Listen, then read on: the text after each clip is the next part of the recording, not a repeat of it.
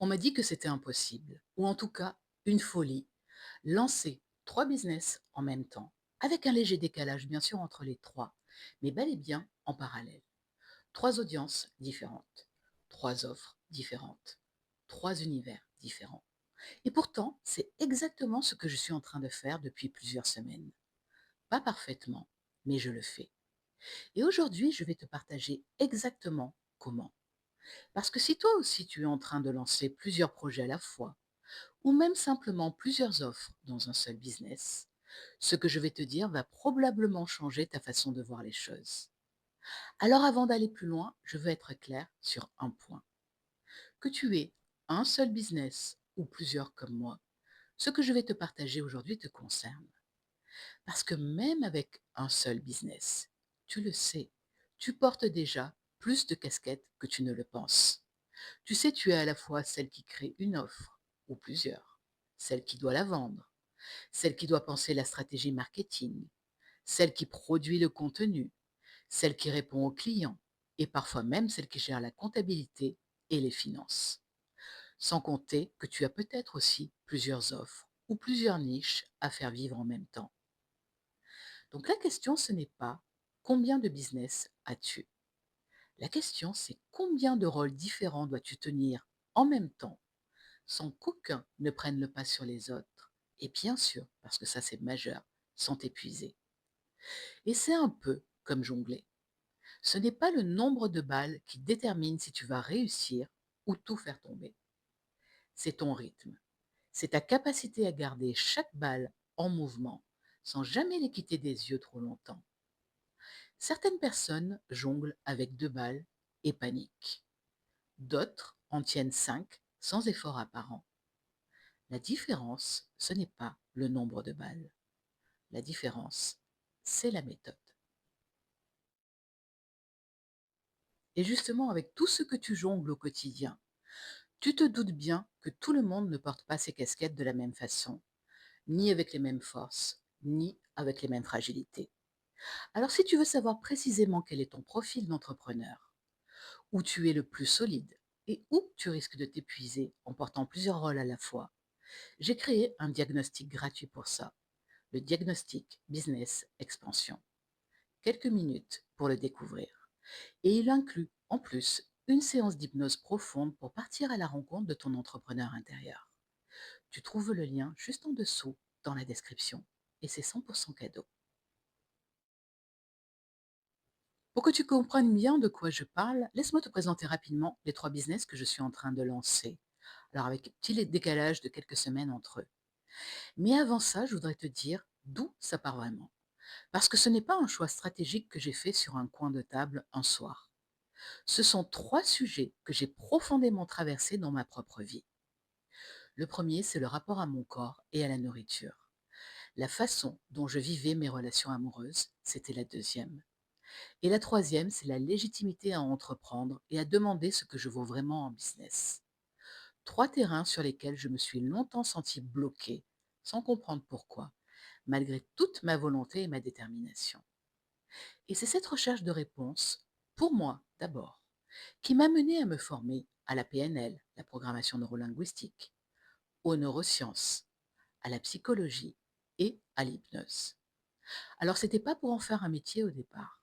C'était juste pour comprendre ce qui se jouait vraiment en moi et surtout pour enfin réussir à débloquer ce qui semblait figé depuis des années. Et c'est en travaillant sur moi, avec ces outils-là, que tout a commencé à bouger. J'ai perdu 36 kilos en 11 mois, toute seule.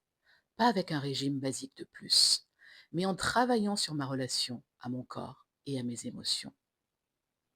J'ai transformé ma façon de vivre mes relations amoureuses de manière profonde. J'ai travaillé sur mon système d'attachement. Et j'ai enfin osé entreprendre pleinement avec la légitimité d'oser demander ce que je vaux. Et c'est cette transformation-là qui m'a donné envie de la transmettre. Alors c'est de là qu'est née Body Sense, Eva Mincir Autrement, pour accompagner les femmes vers une gestion du poids plus apaisée. Eva Love des codes, pour accompagner celles qui veulent sortir des schémas amoureux qui les font souffrir. Et le dernier, Golden Bees, pour accompagner les entrepreneurs en termes de stratégie, de mindset et de régulation émotionnelle. 3 univers, 3 audiences, 3 problématiques différentes. Et pourtant derrière, une seule méthode, celle qui m'a transformée et que j'appelle NeuroShift. Et NeuroShift, elle s'appuie toujours sur ces 3 mêmes piliers: la stratégie, le mindset et la régulation émotionnelle. Et c'est cette méthode que je vais te détailler maintenant et que tu vas pouvoir appliquer, que tu aies un seul business ou plusieurs comme moi. Alors laisse-moi te dire ce que la plupart des entrepreneurs font quand elles se retrouvent à porter plusieurs projets, plusieurs offres ou plusieurs casquettes à la fois. Elles essaient de tout faire au même niveau d'intensité, en même temps. Le même temps de préparation pour chaque contenu, la même énergie pour chaque lancement, la même exigence sur chaque détail, peu importe le projet. Et très vite, l'épuisement s'installe. Pas parce qu'elles en font trop, mais parce qu'elles n'ont jamais choisi ce qui devait vraiment recevoir leur énergie à cet instant précis. Tu sais, c'est un peu comme vouloir arroser plusieurs plantes avec la même quantité d'eau au même moment, alors que chacune de ces plantes est à un stade de croissance différent. Une jeune pousse qui vient d'être plantée n'a pas besoin de la même attention qu'un arbre déjà enraciné. Si tu donnes autant d'eau à toutes en même temps, tu risques soit de noyer celle qui n'en a pas besoin, soit de ne pas donner assez à celle qui en a le plus besoin maintenant. Et c'est exactement le piège dans lequel je serais tombée si j'avais lancé mes 3 business exactement au même rythme, avec la même intensité, au même moment. Alors ce n'est pas une question de vouloir moins, c'est une question de savoir, à chaque instant, où doit vraiment aller ton énergie. Alors le premier pilier, c'est bien sûr la stratégie. Et concrètement, ça a commencé par un choix que beaucoup refusent de faire. Accepter de ne pas lancer les 3 business exactement en même temps, au même rythme. J'ai choisi un ordre. Pas au hasard, mais en fonction de ce qui était déjà le plus mûr, le plus prêt à être lancé, et de ce qui pouvait s'appuyer sur ce qui existait déjà. Concrètement, ça veut dire qu'à un instant, un seul business reçoit l'essentiel de mon énergie de lancement: la création de contenu intensive, la structuration de l'offre, la mise en visibilité. Les 2 autres ne sont jamais à l'arrêt, mais ils tournent sur un rythme de fond, un rythme de maintien, avec des actions plus légères, plus automatisées ou déjà posées en amont. Tu sais, c'est un peu comme une cuisine pendant un grand repas. Tu n'allumes pas les 4 plaques en même temps, à la même puissance, en espérant que tout soit prêt au même moment. Tu identifies ce qui demande une attention immédiate maintenant. Tu mets ce qui peut mijoter doucement en arrière-plan. Et bien sûr, le plus important, tu ajustes au fur et à mesure. Si tu essaies de tout faire cuire à feu vif en même temps, tu brûles la moitié du repas. Et il y a une raison précise pour laquelle vouloir faire tout en même temps épuise autant. C'est que ton attention n'est pas illimitée. Et chaque fois que tu bascules d'un projet à l'autre dans la même journée, ton cerveau ne repart pas instantanément à zéro.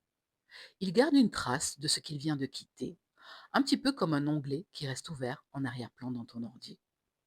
Plus tu multiplies les allers-retours entre plusieurs projets dans une même journée, plus tu accumules ces onglets ouverts, et moins il te reste de capacité réelle pour avancer sur quoi que ce soit en profondeur. Alors je voudrais te poser cette question maintenant. Combien de projets, combien d'offres ou combien de tâches essaies-tu de faire avancer en même temps aujourd'hui avec la même intensité? Et si tu devais en choisir qu'un seul pour recevoir 80% de ton énergie cette semaine, lequel tu choisirais? Et est-ce que c'est déjà celui-là qui reçoit le plus d'attention en ce moment? Ou est-ce que ton énergie est en train de se disperser sur autre chose? Et ça, ce n'est pas propre à 3 business. Si tu as une seule activité avec plusieurs offres ou plusieurs niches, c'est exactement la même logique. Parce qu'il y a forcément à un instant donné une offre, un projet, un contenu qui doit recevoir plus de ton énergie que les autres. Le problème n'est jamais d'avoir plusieurs fronts en même temps. Le problème, c'est de refuser de hiérarchiser lequel passe en premier maintenant. Le deuxième pilier, c'est le mindset. Et c'est le pilier le plus invisible des trois, parce qu'il ne se voit pas dans un planning ou une to-do list. Il va se jouer dans ce que tu te permets ou pas de croire sur toi-même. Quand j'ai commencé à lancer ces trois business, la question qui revenait sans arrêt, ce n'était pas est-ce que j'ai le temps? C'était est-ce que j'ai vraiment le droit de faire tout ça à la fois en même temps? Une petite voix qui me disait qu'il fallait choisir, se spécialiser, se concentrer sur un seul projet pour être crédible.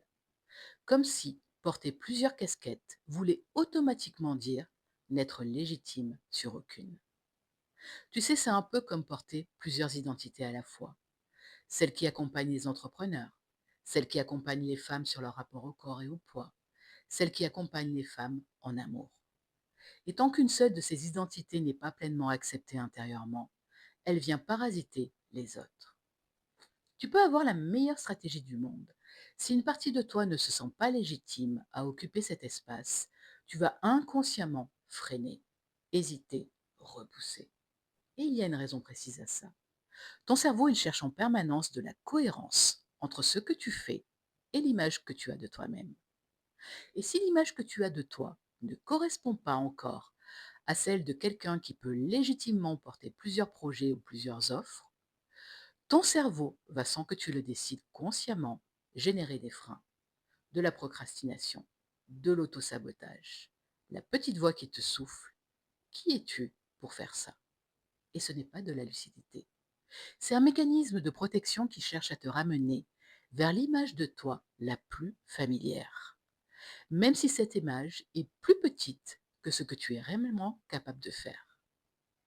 Alors je voudrais te poser cette question. Quelle identité tu portes aujourd'hui dans ton business? Et est-ce que cette identité est à la hauteur de ce que tu es en train de construire? Ou est-ce qu'elle appartient encore à une version plus ancienne de toi? Et surtout, si tu devais t'autoriser là maintenant à porter pleinement toutes les casquettes que tu portes déjà dans ton business, qu'est-ce que ça changerait dans ta façon d'agir aujourd'hui? C'est exactement pour ces trois questions que le mindset n'est jamais un détail pour réussir dans ton business. Tu peux avoir la meilleure stratégie du monde. Si l'identité qu'il apporte n'est pas encore pleinement assumée, elle restera toujours en dessous de son potentiel. Et le troisième pilier, qui est sans doute le moins connu, c'est la régulation émotionnelle. Et c'est celui qui, sans lui, fait s'effondrer les deux premiers, même si sa stratégie est parfaite et même si ton mindset est aligné. Parce que porter plusieurs projets à la fois, et c'est ce que tu fais en permanence dans ton business, ce n'est pas juste une question d'organisation ou de croyance. C'est aussi une charge réelle sur ton système nerveux. Chaque lancement porte son lot d'incertitudes. Est-ce que ça va prendre? Est-ce que les gens vont suivre? Est-ce que j'ai fait le bon choix? Et quand tu multiplies les fronts, tu multiplies aussi les moments où cette incertitude vient te traverser, parfois même plusieurs fois par jour. Tu sais, c'est un peu comme porter plusieurs sacs à dos en même temps. Chacun pris séparément n'est pas si lourd, mais empilés les uns sur les autres, sans jamais les poser, même quelques minutes, ils finissent par peser bien plus que la somme de leur poids réel.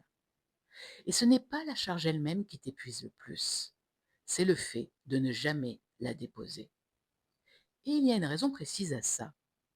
Ton système nerveux n'est pas fait pour rester en état d'alerte permanent. Il a besoin de moments réguliers où il repasse en sécurité, où il redescend pour pouvoir ensuite remonter à nouveau sans s'épuiser. Si tu enchaînes les lancements, si tu enchaînes les prises de décision, si tu enchaînes les imprévus, sans jamais lui donner ces moments de retour au calme, ce n'est plus une question de motivation qui s'effondre. C'est ton corps qui, à un moment, impose l'arrêt à ta place, et souvent bien plus brutalement que si tu avais choisi de ralentir toi-même. Alors je voudrais te poser cette question. À quel moment dans la semaine ton système nerveux a-t-il vraiment l'occasion de redescendre, de repasser en mode sécurité, ne serait-ce que quelques minutes? Et si la réponse est jamais vraiment, qu'est-ce que ça dit sur la suite si rien ne change? C'est exactement pour ça que la régulation émotionnelle n'est pas un luxe. ou un supplément d'âme dans une stratégie de lancement ou dans une stratégie de business. C'est ce qui te permet de tenir la distance, action après action, semaine après semaine, sans que ton corps ne finisse par te forcer à tout arrêter dans ton business et dans ta vie. Alors concrètement, où j'en suis aujourd'hui avec ces 3 business lancés en parallèle? Et je vais être honnête avec toi, ce n'est pas parfait. Il y a des semaines où l'ordre que j'avais prévu est bousculé complètement parce qu'un projet demande soudain plus d'attention qu'un autre, ou alors un imprévu vient tout redistribuer, comme par exemple en ce moment il y a des travaux en face de mon immeuble qui m'empêchent d'enregistrer mes vidéos. Donc je dois le faire le week-end et je dois attendre. La stratégie que je t'ai partagée n'est pas un plan figé. C'est un cadre que j'ajuste en permanence, semaine après semaine, en fonction de ce qui se présente réellement, pas de ce que j'avais prévu sur le papier. Et puis il y a aussi des moments d'inconfort que j'ai appris à ne plus fuir. L'inconfort de ne pas avancer aussi vite que je le voudrais sur l'un des 3 projets. L'inconfort de devoir dire non, ou pas maintenant, à une idée qui m'enthousiasme, simplement parce que ce n'est pas encore son tour. Et ce n'est pas un signe que je me trompe. C'est simplement le prix normal à payer quand on choisit de porter plusieurs projets à la fois, et c'est ce que tu fais dans ton business de toute manière, plutôt qu'un signal qu'il faut tout arrêter. Et puis j'ai dû accepter quelque chose d'encore plus profond, que je ne ferai jamais tout parfaitement, ni sur un seul projet, ni sur 3. Que tu portes un seul business ou plusieurs, la vérité c'est que tu portes toujours plusieurs casquettes à la fois, et qu'aucun entrepreneur au monde ne les tient toutes avec la même excellence en même temps. Vouloir être irréprochable partout, c'est justement ce qui épuise le plus et qui t'empêche d'avancer vraiment dans ton business et dans tes objectifs. Ce qui m'a le plus aidé, ce n'était pas de viser la perfection sur chaque casquette, c'est d'apprendre à me regarder faire avec un regard différent, un regard d'observatrice bienveillante, plutôt qu'un regard de juge. Toujours rester dans l'ouverture face à ce qui ne se passe pas comme prévu, et rester dans la curiosité face à mes propres réactions, mes doutes, mes ajustements, plutôt que dans l'autocritique. Et puis surtout, garder toujours de l'autocompassion pour tout ce que je suis en train de construire.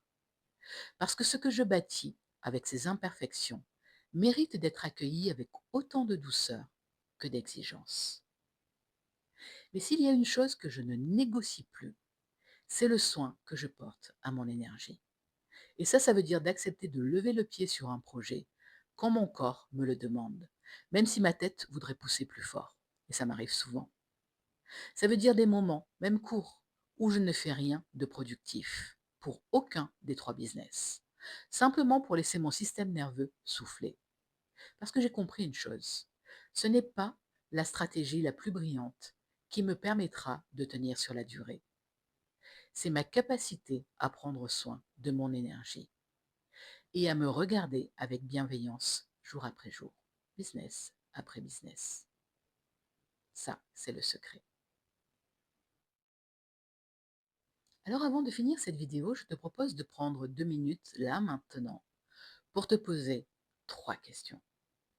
Alors la première, sur quel projet, quelle offre ou quelle tâche devrait vraiment se concentrer 80% de ton énergie cette semaine? Et est-ce que c'est réellement le cas aujourd'hui?